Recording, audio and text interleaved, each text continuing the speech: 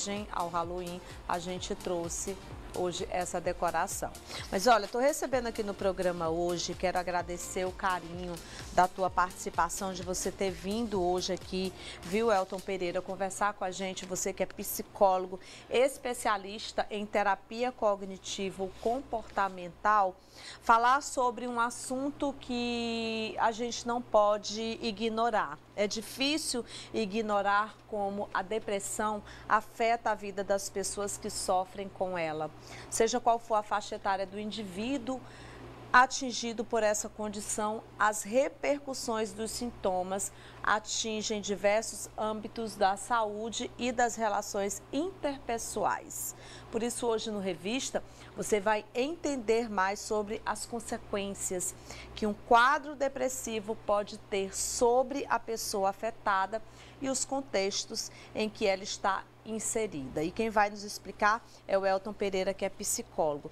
Tristeza e depressão, já começo te perguntando, qual a diferença, hein? Bom dia, Carla. Bom dia a todos que nos assistem também. Um prazer, viu, estar aqui com você. E também estou me sentindo muito bem no seu cenário, né? Isso é importante, porque quando a gente fala da depressão, como ela é multifatorial, a gente leva em consideração também o ambiente. O ambiente. Então, a partir do momento, vi você comentar várias vezes, estou me sentindo bem, esse cenário tá legal, tá bacana. Então, é a modificação que o ambiente ele pode proporcionar nas nossas vidas, né? E aí, acho que a gente pode começar falando de estatísticas, né? Hoje, a gente é considerado, o Brasil, ele é considerado o país mais ansioso do mundo. E por si só, essa estatística ela já nos preocupa bastante, né? A nível de depressão, que é o assunto que a gente está abordando hoje, foi feita uma pesquisa entre os países da América Latina e mais uma vez a gente foi para o topo, mais uma vez a gente foi para o primeiro lugar, né? E quando você questiona, tá, qual a diferença entre tristeza e depressão? As pessoas elas tendem muito a usar esse termo, dizer assim, eu estou depressivo, eu estou mais triste, eu estou mais para baixo, né? Na verdade, a tristeza ela é um componente da depressão, né? Não significa dizer que todas as pessoas que estão apresentando o sintoma da tristeza, elas estão com o diagnóstico da depressão. Primeiramente, é importante ter em mente que a tristeza ela é um sentimento comum que todos iremos sentir em determinados momentos. Por ser apenas um sentimento, a tristeza não causa impotência para a execução de tarefas rotineiras, por exemplo. Assim, esses sentimentos é apenas uma consequência de um acontecimento e relaciona-se com o estado mental da pessoa em determinado momento. Do mesmo modo, pode-se pensar na alegria emocional. Sim, e isso que você está falando, Carla, é bem importante, né? Porque o que a gente vê muito hoje? A gente acabar querendo diagnosticar as nossas próprias emoções. Mas as emoções, assim como você falou, a tristeza, a alegria, os outros sentimentos, a gente tem que acolher, a gente tem que saber também a lidar. E no caso específico da depressão, né, para que as pessoas consigam tirar as dúvidas, né, muitas pessoas se questionam, é momento de buscar ajuda, eu tenho que me preocupar, de certa forma, com esse estado emocional. O que é levado em consideração? Qual é o parâmetro que eu tenho que observar? Primeiro que todos nós, em algum momento, vamos estar tristes, vamos estar para baixo, né? Creio que você já deve ter passado também diversas vezes. por essa situação que você se conhece, você sabe qual é o seu estado normal de funcionamento, mas você acorda e você diz assim, hoje eu não estou legal, hoje eu não estou bem, hoje eu não estou animada para fazer as coisas que eu gosto de fazer. Não significa dizer necessariamente que agora a gente tenha que buscar ajuda, que já é ali a questão de um diagnóstico. Se observa primeiro a questão da constância.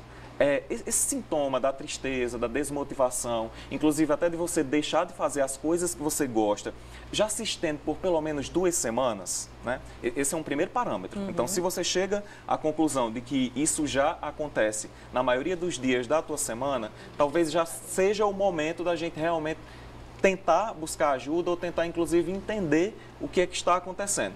Uma outra coisa também que pode ser observada é a partir de que momento esses sintomas, né, esses sinais, estão causando prejuízos à sua vida.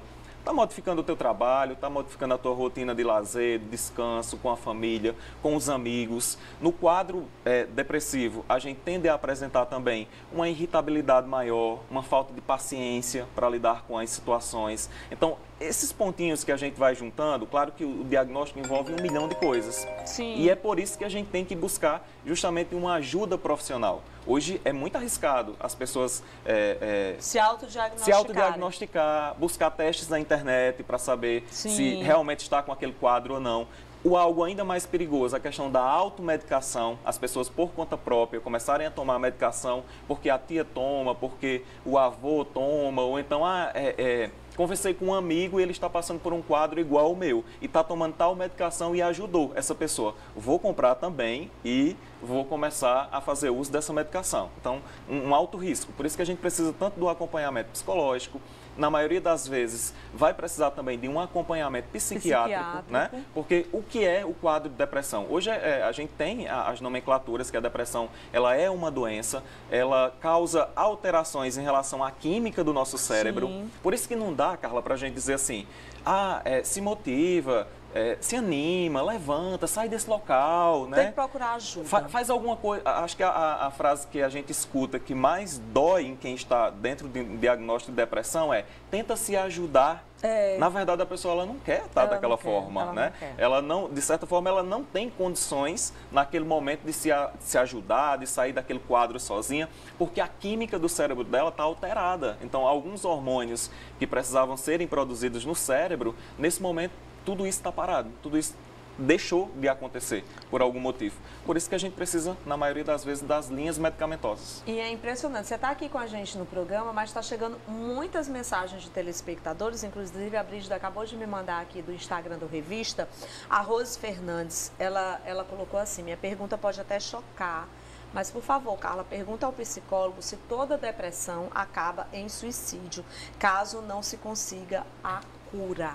Ok. Nossa, muito boa a pergunta. E as pessoas, elas têm medo, né? No Setembro Amarelo, a gente falou muito da questão do suicídio, da prevenção, e as pessoas, elas acham que, se a gente falar sobre suicídio, se a gente chegar, se aproximar de alguém que está numa situação difícil e ter uma conversa com ela sobre isso, será que eu vou dar ideia? Será que a pessoa vai, de certa forma, a partir de então, fazer alguma coisa porque eu toquei nesse assunto? Na verdade, é justamente o contrário. Agradeço demais a coragem de você que estava nos assistindo e mandou esse questionamento, porque nem todo quadro depressivo, ele realmente leva ao suicídio. Mas é o que a gente tem mais cuidado para não chegar nesse ponto, né, da depressão mais severa, já que ela é dividida em graus, né?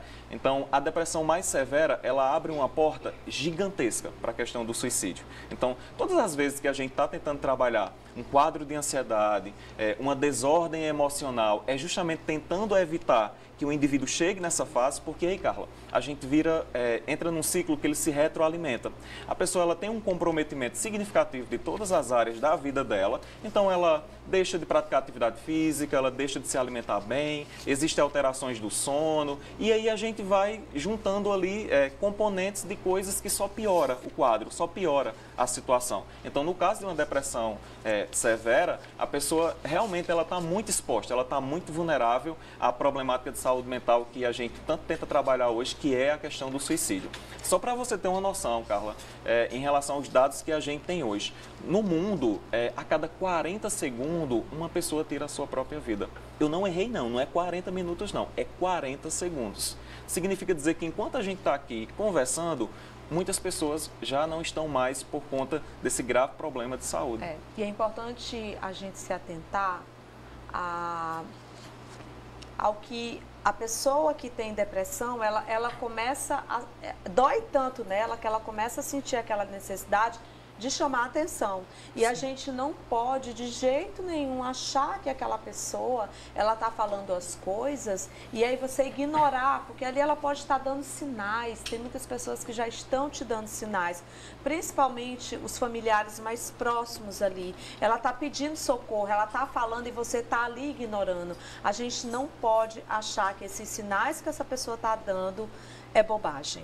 É verdade. E aí é um ponto que a gente tenta muito trabalhar. Às vezes até essa proximidade que a gente tem, deixa eu me aproximar para tentar ajudar, ela tem que ser de forma guiada, de forma empática. Não é a gente se aproximar para julgar, para questionar, para fazer com que a pessoa ela se sinta ainda mais culpada de toda aquela situação. Na verdade, o que a gente tem que fazer é se aproximar no sentido de oferecer ajuda. Às vezes, Carla, faz toda a diferença eu me aproximar de você e dizer assim, olha, Carla, eu não sei de que você está precisando, mas se você precisar de alguma coisa, eu estou aqui, conte comigo. Ligue para mim, me mande uma mensagem, né?